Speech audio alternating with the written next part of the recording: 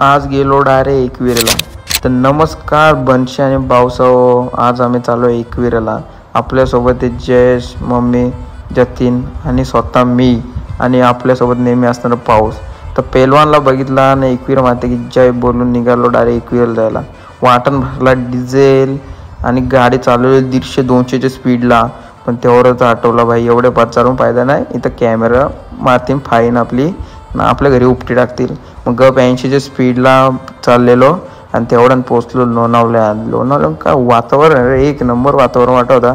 धबधबा एकदम प्रॉपर कसलं कडक वाटत होतं बघायला. तर असं बोललो होतो तेवढ्यानं पोचलो आपल्या आईच्या कामानीशी. बोला एकविरा माते की जय असं बोलत होतो. तेवढ्यानं पोचलो आपण एकविराला. गाडी लावली पार्किंगला आणि निघालो इथनं चालत. आता मस्त की चाललेलो आम्ही. तर बघ वातावरण तर एक नंबर आहे.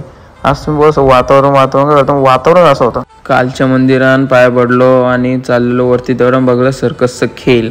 तर 5 पायऱ्यांचे तसे दर्शन घेऊन आईचा फोटो बघत पोचलो वरती मंदिराजवळ. बघू शकता कमी गर्दी होती आणि झरा एकदम मस्तपैकी वावत होता.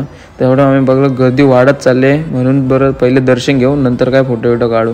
लागलो लाईनीत आणि इथेशी बघू शकता लाईन तर थांबलेली होती. भाई बादशासारखा झोपलेलं बिना टेन्शनच्या. तुम्ही इथनं दर्शन घ्या कारण की आतमध्ये व्हिडिओ अलाउड नाही म्हणून.